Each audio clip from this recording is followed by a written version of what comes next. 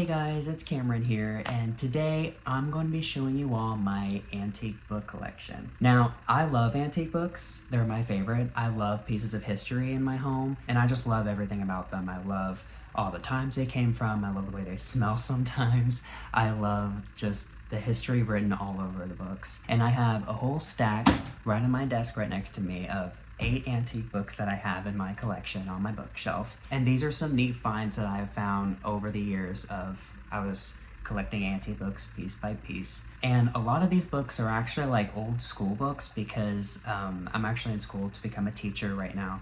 And one of these days I really like to show off like my antique school books to my kids in a classroom. So like they will have a taste because I want to teach history. So I want to show them, you know, like all these books of history where the kids like 100 years ago were reading in their classroom or they were learning from. And it would be so cool to be able to have that and show that. And, you know, it would be so cool. So I figured we could start with those and then we can move on to some of my other antique books that I have. And, you know, maybe a little backstory on some of them, like why I got them and things like that. So yeah, let's get started. Okay, so the first book we have here is the McCall Speller Complete Course. Now this is a spelling book. Like this is for, I think it's mainly for elementary, but there's a lot of different things in here, a lot of different course plans. And as you can see, there's a couple of names in here,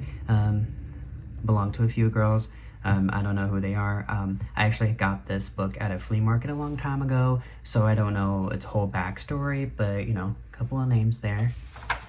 And of course, this was published by the Laidlaw Brothers Publishing, Chicago and New York, back in 1925. So yeah, it's a pretty old book, 98 years old, so almost 100, you know, as of this year's recording.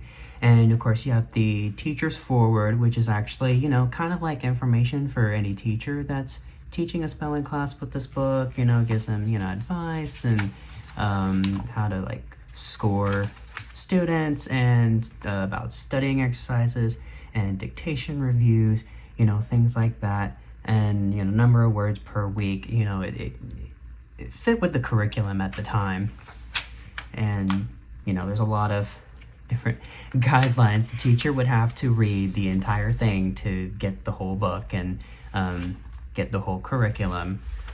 And then it's sorted by grade. And again, this is back in the one-room schoolhouse days. So there's one teacher for all these different grades, like from grade 1 to 8. Like it was one teacher who taught everything. So, and then this is just for grades 1 and 2. So these kids would be tested on every single one of these words, such as, you know, the 14th week for grades 1 and 2, the at, fat, bat, cat, rat, sat, hat, pat, that, six, fix, with, if, wind, rain, and tall. And, you know, a lot of times they would rhyme to, you know, kind of challenge the kids. And it's very, very interesting to see this because, like, you know, the spelling education for children today has not changed much. I mean, there's, I see much less of like a guide like this whole book here, but you know, there's not much of a change in, you know, our spelling education for elementary students. And then of course you can skip ahead and then here's grade 3 and, you know, you look at, you know, harder words and things like that, like nod, god, rod, fool, tool, spool. So they still rhyme. And skip ahead, no, grade 4 introduction page for grade 4. Oh, and I don't think I've seen this before. This is on page 23. This is like aids to spelling. So, okay, so this is like a written like how to like pronounce and such, and of course words, new words to learn about, you know, learning the English language, like you know, they learn about prefixes and suffixes and of course, you know, plural forms of words and, you know, dictation reviews on sentences. So, you know, it gets a little bit harder for the kids. And then there's, you know, week by week, you know, there's words, but there's test and study exercises for the older kids. So yeah, it gets a little bit more complicated. as the grades go by. So it goes from, let me see, it goes from just pages and pages with words that are like big, you know, like large print, to small print words on one side of the page, and then on the other page there's a whole instructions of learning how to spell words and say words, and you know, more advanced dictation reviews. So this gets pretty advanced later on in the older grades, and you know, we're in grade 5 and it's the same thing. So yeah, this is a pretty interesting book to have in your possession when you were teaching at a time. And you know, we see we got grade 6, we got harder words, we got admit, permit, apron, purse, secret. So now these words are not really rhyming anymore. These are straight up random words that are like 6th grade level, I guess, at the time. You know, crank, solve, wonder, cottage, diet, equal, geography, and there's also bigger words coming in: Latin, satin, Russian, photograph, accommodate. You know, there's a lot in here, and you know, of course, test and study exercises get a little bit more complicated. And you know, we're still in grade 6, and these sections get bigger for each grade. So, and of course, you know, there's some writing, there's some wear and tear, you know, because I mean, obviously this book was used before, but this is actually, honestly, this book here is probably one of my antique books that are in the best condition, which I honestly thought it was odd, because, you know, a lot of children got their hands on this, and they must have been honestly very respectful of these books. So whoever was the teacher that owned this was, I mean, I don't want to assume anything, but you know, he or she was probably very strict on, you know, taking care of books, or maybe the children just never took this home. Like, it was just always in the classroom at all times. So yeah, and you know, you got a little bit of notes here, and a little bit of wear and tear, and you know, some discoloration and stains and things like that on here, and you know, and for sometimes they rhyme, sometimes they don't, like, you know, like we discussed before. And you know, we're into grade 7, and you know, they get into more compound words and everything. You know, it's a pretty interesting book. And grade 8, which is the last one in here, and yeah, a lot more notes, a lot more wear and tear. So I'm assuming that whoever owned this book, like whichever student owned this book, or whatever, whoever who was assigned this book, probably was in 7th or 8th grade when they had this. And so that's what I'm assuming from all the notes and all the wear and tear, because like, it's obvious that these pages were messed with the most. So there's a lot of wear and tear on there. There's a lot of stains. There's a little tear right there. So you got to be a little bit more careful turning the page. Yeah, it just pretty much goes like that. And then there's, you know, supplementary reference material, you know, just sort of like a glossary in their time, and you know, definitions and rules and things like that. Like, here's what like a standard dictionary would look like, you know, if they ever open a dictionary. And it's kind of interesting how they wrote this book, and abbreviations and just the old style ones, and then that's it. And then there's some other notes, like I think this is probably like words in the back, you know. And of course, this was in cursive writing, so you had like cafeteria, sarcastic, appendicitis. So there's like a lot of different words down here. I'm guessing, you know, I don't want to assume anything, but it's probably like the words that whichever student had this book probably had the most trouble spelling. So, and of course, back then, cursive writing was essential, because, you know, like right here, you had ink and quill or things like that most of the time. So yeah, so cursive writing was definitely essential at the time. And it's pretty interesting, like, you know, none of these words are in cursive, but when they make you write it out, it has to be in cursive.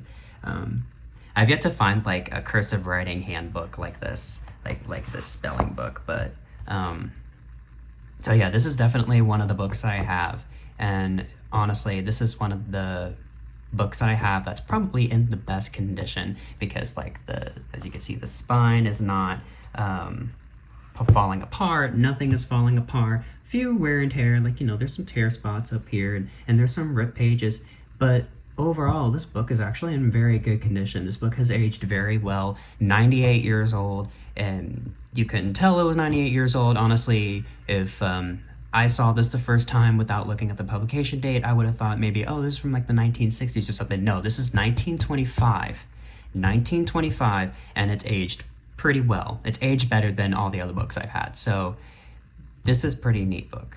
All right, and so the next book I have right here is Bob's Merrill, Fifth Reader, Baker and Baker. So this is a reading book. Like there's excerpts of different literatures here. There's excerpts that, you know, are read. I'm not sure if this is like all grades. I don't remember. I haven't looked in this book in a while. So I don't know if this is like different grades in here or if it's all like grade 5 level. Let me see.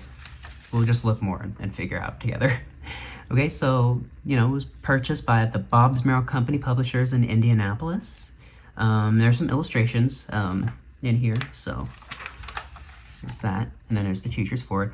1924, guys. This is 1924 by the Bob's Merrill Company, printed in the United States. So this is an old book. This is just a year older, 99 years old. So this is a year older than the spelling book.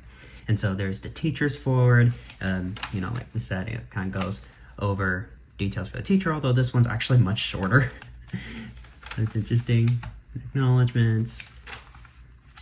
And of course, more suggestions for using this book. And, you know, a lot of reading material, you know, basically just saying a lot of reading material, you know, you need pay careful attention on the student reads the book and reads these and comprehends these passages. So that's basically what it is. And diagnostic tests, and then there's table of contents. So there's different excerpts from here. So there's like the Pied Piper, Pied Piper of Hamelin, and then there's The Day with the Indians, which I really don't use the term to describe. I'm sure it's means Native Americans, but you know, this is 1924. So, and Elizabeth Ann Fales and The Gray Swan, Gulliver's Travels. Some of these are recognizable, and some of them are like, I don't know these classics. But you know, it kind of gives you like it kind of opens the door. Like if you're into like old literature, like really old literature, kind of opens the door for books that were popular at the time but are no longer popular today, other than like Gulliver's Travels and The Pied Piper of Hamelin, which obviously is still pretty popular today. And I think there's more stories. Yeah, there's a little bit more of here. You know, there's Robin Hood up here, and it tells you the page number, of course. So this is actually pretty neat to have in a book this old, to find different excerpts of different literatures. So yeah, it makes it easier for the teacher or student to find different literary excerpts in this book. And of course, it starts off here, Magic and Wonder. You know, there's different tales. So this one is Knights of the Silver Shield, and there's different excerpts. There's the lines are numbered, so it's easier to cite. And they're all in large print too. So I'm guessing this is probably grade 5. This is specifically for grade 5 students. And so this is a little bit bigger. It's not like huge, like if it was a grade 1 or 2 book, but this is a grade 5. So it's definitely bigger, but it's not like super small, like a lot of the books. Like you'll know what I'm talking about when I show the rest of my books here. And so we can skip over the Pied Piper of Hamelin right here. And of course, there's like the study of the poem. It kind of gives you a little bit of notes, a little bit of questions to answer, you know, the place, mind pictures, things like that. You basically reading comprehension, testing you on your reading comprehension and your ability to understand these words that are being given to you. And this is a 5th grade level. So this is for like, at the time, probably 10, 11, 12-year-old kids. And so, you know, there's a lot of information in here, the Little Lame Prince, and, you know, there's different ones. I'm not sure if like a lot of these are just made for this book or if it's like based off of actual literary works. I'm actually going to go back to after I'm done shooting this, I'm probably going to go back to the table of contents and look at some stories and be like, is this like just made for this book, or is this like an actual excerpt from an actual book? And I'm sure a lot of these are like, okay, that's probably an excerpt from actual books. that the publishing company was licensed to actually put in this book for kids to learn reading, reading comprehension and vocabulary buildup and things like that. So, and of course there's Little Orphan Annie, or Little Orphant Annie. Was that like a typo, or? I don't know. I don't, yeah, Little Orphant Annie. Okay, that's weird. It usually, I've never heard that word before, so I'm gonna have to look at that. Yeah, that's interesting. Persephone in A Day with the Indians, Elizabeth Ann Fales, and there's a lot of different reading excerpts in this book. That's basically what it is, and there's poems and little excerpts and things like that.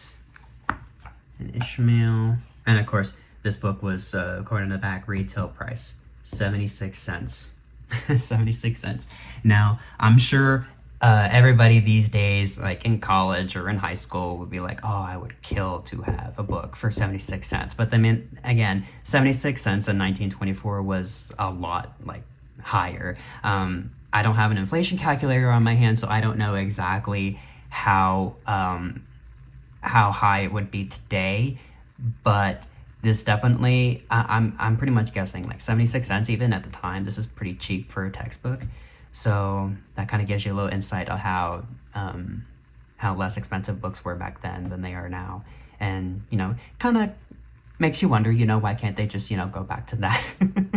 But, I feel the same way. I think getting textbooks on your own are pretty frustrating, pretty expensive. So, that could be cool to, be able to get a book for 76 cents, even in today's money. That's basically, yeah, that would actually be cool. So now here is standard service arithmetics, which to some of you who don't know, that means mathematics. They call it arithmetics or arithmetic, just straight up arithmetic. This is mathematics, or maths, depending on where you're from. Grade 8. So this is 8th grade level mathematics by Knight Studebaker Ruch. I'm not sure. It's a little bit, yeah, I think it's Ruch. So yeah, it's you can see that this is honestly like one of the most rundown books I have. This is definitely the one that has the most wear and tear. I mean, the spine hasn't come off, but you can see like there's some flaps getting loose and some erosion of the words. So some of them you can't even read. Like this says standard mathematical service. But the S and T are in that little area are kind of getting eroded away. And so yeah, this book has definitely aged a lot. But you open this book and there's so much written on here. I mean, obviously there's a page torn right here. There's a lot written in this book here. A lot of people wrote in this, like someone named Glenn probably wrote his name in just squiggles, or not squiggles, little lines, like just kind of did this, and he's probably an artistic kid, just got bored in class and just started doing that. And of course there was I think this may have been the same person, Glenn. I think he was trying to write his name again up here, and then I guess it got cut off, so I guess maybe he stopped and just didn't finish it. And of course right here we got some stamps in here, we got some writing, we got some math notes here, 10, 15, yeah. And there's different little writings. I can't make out to what all of this says. Even here I can't even read this. Like it might say true. I'm guessing that says true for some reason, and this says MRATKH. So I have no idea what that is. It's in really like bold pencil letters, and there's different notes, and then there's some stamps here. I'm not sure what high school this is. I actually bought this at a flea market while I was visiting Murfreesboro, Arkansas. So I don't know that area of the state pretty well, so I don't know if this is actually from an old high school in Southwest Arkansas, or if it was from a different school somewhere else and it just kind of got moved to Southwest Arkansas somehow. And a stamp right there, and here's a stamp right here, September 24th, 1931, which is really interesting. When I saw this in the store, I actually bought this at the store for $5.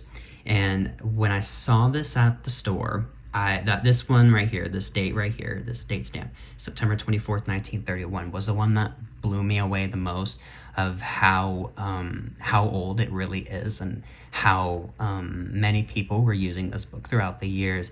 And it kind of makes you wonder, you know, like the students in this time using this book to develop their mathematics, the 8th graders that, you know, just 8th grade. So this is like 13, 14, 15-year-old kids. So it kind of makes you wonder the kids that were using this to learn, the teachers that were helping them out with all the math work that, even that you see here. And you know, there's a lot of pages like this, and it's books like this kind of just hit me in the heart because of how these people have left their footprints. And I don't want to assume anything, but I bet you a lot of the kids and teachers that have written their footprints, like not footprints, but fingerprints in their handwriting, you know, their prints, are probably no longer alive. And this is literally one of the marks they left in this world, in this very book that I have right here. And it's so fascinating to me, and it kind of hits me in the heart every time I see this and even think about this, just to read all the writings of people who are no longer alive, more than likely. And it's very, you know, it kind of makes you think about life a little bit, and it kind of makes you, you know, treasure like the smallest things in your life and things like that.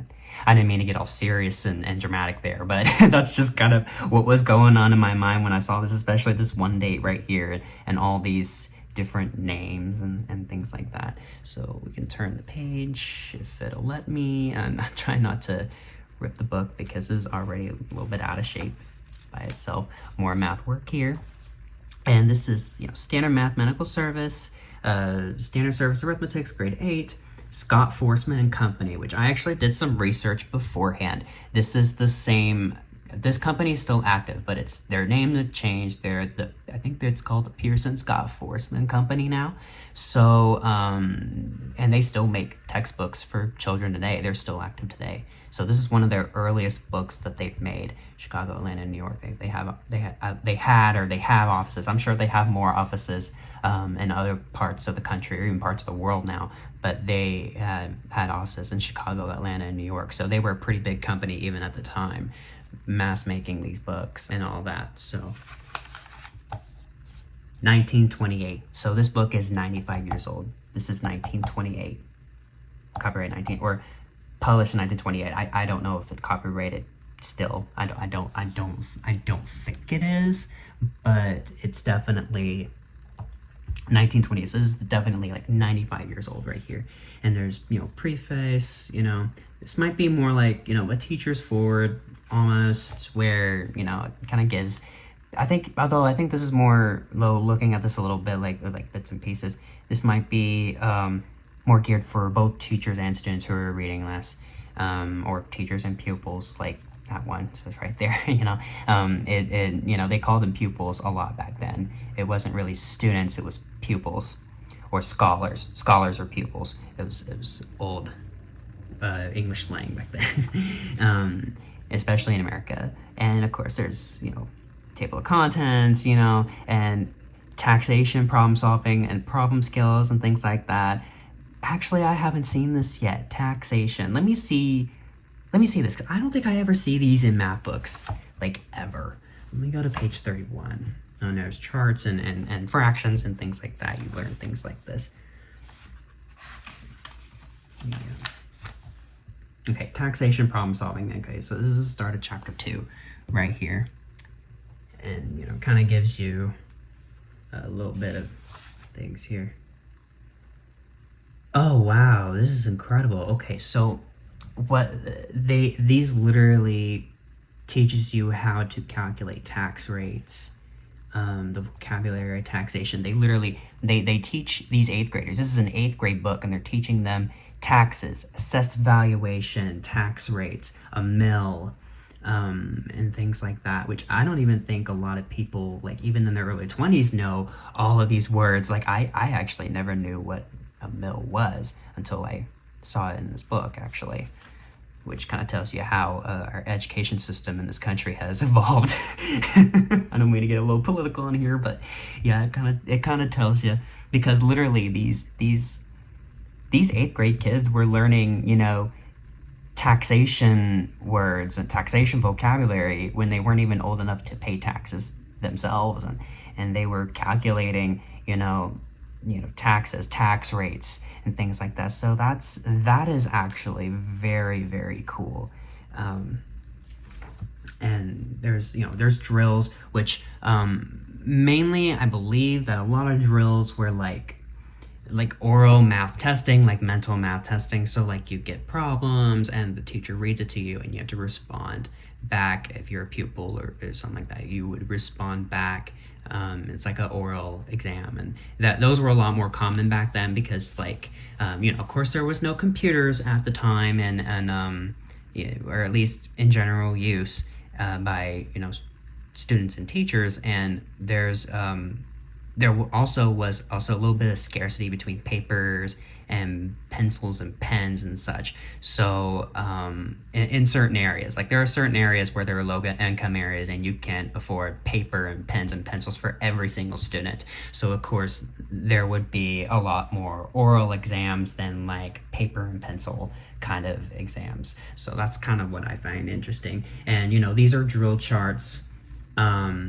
This is just right here. This is just an example of how a drill chart would be made, and you just put it like this, and kind of gives you these are like the rating systems from 0 to 10. So it's a 10-point system. And there's a name, there's age, and there's grade, and then there's a school name, and you just put a dot under each week right here. These are week numbers. So each week you would have a drill, and whatever score you got, you would put a dot there, and then whatever other score you got, you put a dot there, and then you start drawing lines to sort of make a little chart of how your grades are doing in your drills. And that's kind of how teachers would grade individual kids on their math skills on their drills.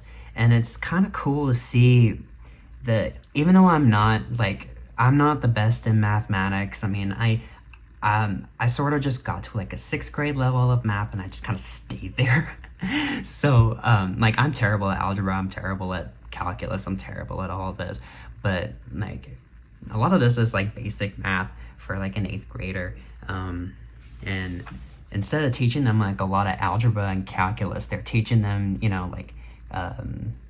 taxations and tax rates and fractions and calculating money, and property taxes. Like this is a chart of property taxes. They're literally investigations of local taxation, and they're literally teaching kids how to calculate on their own property taxes. This is amazing. And so it kind of makes you wonder, why did they do away with all of this? When you're looking at this, it kind of makes you wonder, why did they do away with all of this? And then self-testing drills, and I guess it's kind of study guides and things like that. And there's summary of taxation, some important words used in taxations. There's mill, $15 per thousand, exemptions, customs, net income, income tax, tax rate, for governments, gross income, tariffs, real estate, revenue. There's a lot of different.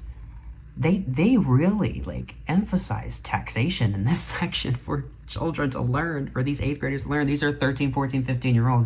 These are people that okay, in the 1920s it was a little different, the child labor laws were a little different. So a lot of 13, 14, 15-year-olds, some of them may have been working, to support their families, especially if this book was used in the 1930s during the Great Depression. So I get that.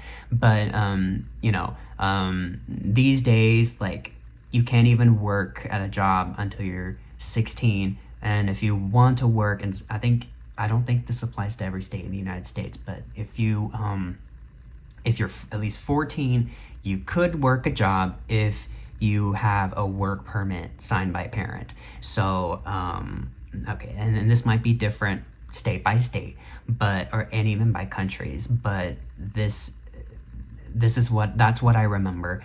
And so even at the time, and even in this time, it would make sense to teach children at this level, at this time in their lives, taxes, and to emphasize that in their learning their mathematical skills, because these days you got a lot of people who would rather teach algebra and calculus and trigonometry rather than tax rates and income taxes and things like that, important financial information that you're going to need in the long run when you become an adult. And so it sort of just makes you wonder why they did away with all of this. It's just so weird. And then of course there's more pages with different ones, like working with large and small numbers, and some more drill work, measuring. Measuring was a big thing during this time, especially time when you had people who didn't really have a calculator on hand like the calculators we have today, because a lot of them weren't invented yet. So there's a lot of mental things, a lot of mental math. And of course, this is kind of a messy thing. I'm guessing somebody may have been using blue ink on this paper. Like, you could see some signatures and they just kind of got out of control. Like, yeah, that's a problem with these quills that I have right here, because like sometimes like I put some black ink in here and like I would be writing on it, and like all of a sudden like a drop from like the ink that's gathered on here will just kind of sneak on the paper and would create this like big blob of ink just right in the middle of it, and I'm like, ugh. Like, I'm just writing cursive writing and now I have a huge blob of ink in the middle of my writing. How can I read this, and how can I, yeah, it's so weird. But yeah, I kind of get why it's so messy on this page, because somebody was probably using blue ink and had some trouble with it. So, and all these years later, it's still here. Their mess is still here. I mean, it's pretty hard to, like, once you get ink all over paper, it's pretty much impossible to get it out. So, I mean, I can understand that. And there's calculating interest and things like that. So this is a lot of this book is like a financial how-to guide. So I honestly think that I'm probably just gonna like read snippets of this book whenever I'm like, okay, what is this? Like, what is this? I'm probably gonna find usefulness in this book for tax help in terms of like old style like tax words and how it calculated by hand, like not just by a calculator but by hand. So it's pretty neat to see a book for 8th graders literally like this. And of course there's fractions. There's a lot in these pages, like a lot of this kind of thing in these pages, different charts, different graphs. And of course at the end here, at the end of all of this, there's a glossary and things like that. So like the end of all of this, there's all these drill charts right here. And these were the ones that were actually filled out either by students or by teachers. I'm not entirely sure, but there's different ones. Like this one right here. I'm thinking this name is like Louis Sutton. I think that's, it's kind of faded, so I don't know. 12 years old, 8th grade, A&M JHS. So I don't know. Again, I don't know what, like, I don't know how what school this is, but like there's different scores. Okay, so I'm looking at Louis. Hope Louis not mad, but I'm just looking at the scores. So it looked like it, he didn't start off too well, first week. We got 3 out of 10, and then a 5 out of 10, and then got a 2 out of 10 on the 5th week. Then later he actually started getting pretty decent grades. He got 6 out of 10, 7 out of 10, and just kind of bouncing around. 7 out of 10, 7 out of 10, 5 out of 10, so kind of bouncing around there. And he got an 8 out of 10. It looks like that's probably his, the highest grade that he got was the 8 out of 10, which today would be like a B. I'm not sure how the grading system back then worked, so I don't know if this is good or bad, but I'd say this is like, from today's standpoint, this looks like it's a pretty average student here, like an average like B/C student right here. And then of course you got this one right here where it's lines, but there are some lines missing, like there's some weeks missing. So I think maybe this one here, I can't read this name at all. This student right here probably missed some drill weeks, so there's just a bunch of like different missing gaps. But I could see like whenever they were in this class, you know, they tended to do pretty well, especially later in the school year. But there were, you know, some weeks where, you know, 1 out of 10, 2 out of 10, not very good scores. But then later in the year, you know, got 9 out of 10, 7 out of 10, 9 out of 10, and 9 out of 10, 9 out of 10 again. So yeah, that's pretty interesting. And there's more of this. There's more. Some of them are pretty empty, even though like the name for some reason is named, but the drill scores are not filled out, or not filled out all the way. Some of them are very incomplete, and this is the last one. The name's not even written down, it's just stamped with the school name. And then you see more notes here in these pages. There's more notes, more math notes, and this looks like this person was calculating fractions and things like that. Or no, actually I think they were calculating like adding or dividing like complex numbers. So it's interesting to see that, like I said earlier, you know, like bookmarks and such. Okay, now this kind of made me mad because this was fully intact when I bought it, but the flea market decided it would be a brilliant idea to use Scotch tape to put the price tag on here. And so when I took the price tag off, some of the paper got off, some of the writing got faded away, got removed. So I was pretty upset when that happened. But you know, you can make out like different things. Like I kind of see this one, Catherine and Marvin, just kind of laid out the entire time. I see K and M, Catherine and Martin. I'm thinking that's probably, you know, these two people who were dating at the time. Maybe they're married today. Or they were married then. I don't know. I honestly don't know. But, you know, they got things like that. And then there's more notes here. A lot more notes here. There's a lot more notes in the back than the front. The front was more introductory. Like they wrote names down. They wrote things like that. And the back was more like notes. They actually took notes in the back part of the book, which is very interesting to see in this book. Now, these ones are not really school books, as in they're not like school textbooks, but these are like magazines, like I think both students and teachers could look at. 35-cent books. These were like magazines back then. This is a issue. This is the School Arts magazine, and this is volume 21, number 8, issued April 1922. So this is a 101-year-old book.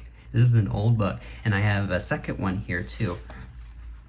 Volume 22, number 6, February 1923. So this is like as of February 2023, which this is way after February 2023. This is 100 years old. So this is a 100-year-old book right here. And so if we look, so this one is, it says books and annuals. I'm guessing like there's different things going on, and they shared like artwork from like all over the country. And I think this is very interesting to look at. This would have been a very interesting magazine subscription to have in like a collection. Like, see, you see page numbers here, 458, 459. So this was a very continuous series. Like this was a book series that was meant to be collected. So like over the months that they would get this was a book series that was meant to be collected over the months you got this. 35 cents a month, which is not too bad. I mean, today that would be like, oh, that's not a problem at all. But like back then, 35 cents, I guess, was more like, off the top of my head, maybe $5-7 a month, which sort of like, you know, like a Disney Plus subscription maybe. So, and you know, there's different pictures here, you know, different ads. There's a lot of ads here. There's also artworks and things like that, like you saw back here. Let me see if I can, yeah, right here. Eucalyptus trees, a decorative tree subject printed with 1 halftone and 3 wood blocks as described in the following article. This method produces inexpensive color engravings. So yeah, this is an interesting way of showing the art and producing the art. This is literally a 101-year-old art piece right here, and it's pretty cool. So if you're like an art teacher who's watching this, or you're in school to become an art instructor, this is definitely something that you would love to see, especially if you're into like art history or things like that. If you're into art history, this is definitely a book that you should be looking for whenever you're going to like a flea market or I actually got these at a local used bookstore in town. They had different issues of these, and I ended up just like, well, let's just buy 2 of these. Like, I'm just gonna buy 2 of these, and they weren't very expensive, but it was pretty cool. And of course, you had this issue right here, the 1923 issue, drawing and painting, and in here, there's a lot of things to read, and there's a lot of things to look at, different pictures, Valentine motifs for February. So this is like during Valentine's Day, so you could like make Valentine art, and it's actually pretty cool to look at these. And it's really cool to look at this because this is like art, like centenarian art. Like, this is historical art officially now, and it's so weird that this is very well preserved, and it's definitely meant to be collected. It's very, very cool. So this book I actually had for quite some time. I think this is my first antique book that I had. I was actually gifted this. Everything else I had I bought, but this one I was actually gifted by a family friend, and it's called Lincoln and Stories. So this is a story about Abraham Lincoln. There was an address in there, so there was an introductory thing right there. There was an address on it, and I didn't want to put that in the video, so I edited it out. But this is Lincoln and Story. It was published by the New York D. Appleton and Company, 1903, right here. And of course, there's a picture right here, President Lincoln and his son Thaddeus, or I think, yeah, Tad Lincoln. I remember the story of Tad Lincoln and Abraham Lincoln, his children. Which is funny because, like, this book says it was made in 1901. The front says 1903. So I don't know if this was made in 1901, 1903, but this is either way, this is a very old book. This is actually the oldest antique book that I have. This is 1901 or 1903, but either way, it's the oldest one I have. And there's introduction. This is like a nonfiction book about the life of Abraham Lincoln, the 16th president of the United States. And there's sort of chronologically talks about his childhood in these papers and his youth. Frontier episodes. I don't exactly know, like his manhood, like his early adulthood, and things like that. Entrance into politics. So this starts the political history of him, and there's pictures and things like that. Like, this is like the Mr. Lincoln Springfield Law Office in 1839, where he worked when he started his political career. Careful right there.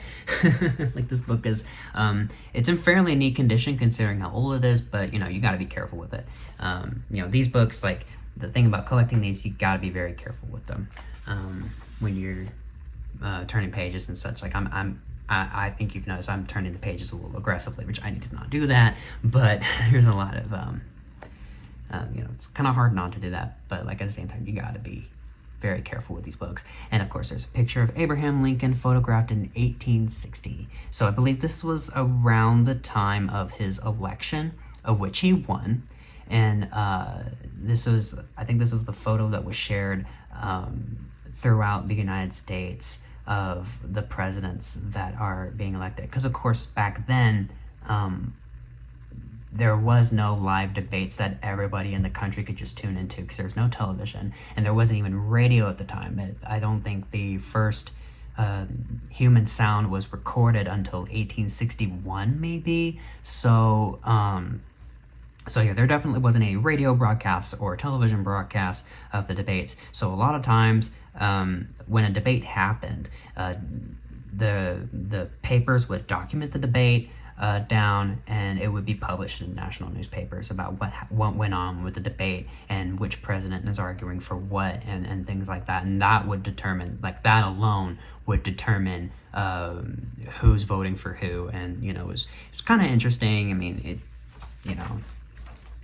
these days, with how much distrust we have in the media, that would never work. But that's kind of how it worked back then. And of course it starts different things, like this is the state man. I believe this was in his time in state office. And then his presidency, there's a presidency, there's a lot of information in this book. And this is 1901, I believe, 1901 or 1903. So this is like 40 or so years after all these events, less than 40 years after his assassination. And even then, his oldest son, Robert Lincoln, was still alive. He ended up living on until, I believe, 1926. So it's very possible that he has seen this book and has maybe commented on it. I don't know for sure. I mean, I could always look it up, but I don't think he has. I haven't read anything about it. I haven't read, of course, like maybe in the back there could be like notes or something. I don't know, but it's very cool to actually see this sort of fresh out of the time. This is sort of I think this is during the late stages of the Civil War Reconstruction, and this was shortly after the Jim Crow laws were passed. So this was definitely something. I don't think this would be counted as a primary source if you're like researching Abraham Lincoln, because obviously this was after the event. So this would probably be a secondary source. And of course, this was collected by information based on primary sources and things like speeches and things like that. So this obviously would be just a very old secondary source if you're looking to publish like a paper on Abraham Lincoln and his presidency. So this would just be a secondary source. This wouldn't count as a primary source. But if you're definitely looking at literature in the early 20th century, now this would be a primary source, but not for the presidency of Abraham Lincoln. This is definitely a history book. I'm sure there might have been schools who have this book during the time, but I can't know for sure. So there's a lot more information and a lot of things, about his legacy and things like that. This one is actually the only fiction antique book that I have. It's called The Tin Soldier, and it was written by Temple Bailey. Now, this book obviously is not in the best condition. I mean, the spine's kind of detached and things like that, so I gotta be very careful with this, but it's not in horrible condition. Like I said, the math book from earlier was definitely the one with the most damage, but I would say this is probably second place if I were to put them like in hierarchy of from least most damaged to least damaged. This would definitely be the second most damaged, definitely the second most eroded, and things like that. Like this is detached. I sort of just leave it in there, but I don't mess with that. And there's a little illustration of like the events of the story. I've read probably the first 30 pages. I haven't finished this book, but it's about a toy store and things like that. It takes place in a toy store, and this is like this is a little illustration of what the toy store looks like, and it's kind of cool to see, because it's kind of cool to catch that imagination. And this is just This is just a fictitious book. This is a fictitious story. Published. Wait, what was the publication year of this book? I don't think I count that. When was this published? 1918. The Penn Publishing Company, Philadelphia, 1918. That's what it looks like. Be very careful. Yep, this is 1918. That's detached too. So be very, very careful. I'm going to be very, very careful with this. And of course, there's different chapters. They have table of contents for that. And then there's, different chapters and things like that. It's very interesting. It's all It's all chapters, and it's all a fictitious story. It's not like different stories in one. No, this is a fictitious story in chapters, like an actual novel. So this is very interesting. I think I might want to finish this. Of course, I'm going to be very, very careful with it when I do read this, but this is definitely a book this is the only fictitious antique book that I have, and this is definitely something to look at or look out for whenever you're shopping for antique books to find. And finally, this is the last book I have. This is the biggest book, so sorry if it doesn't fit entirely in the camera. And this is actually my only book that I have, the antique book that I have, that is not written in English. So I actually got this, even though this book is in Dutch, and it was published in Utrecht in the Netherlands. But I actually found this at a local bookstore, the same bookstore that I got the school arts magazines.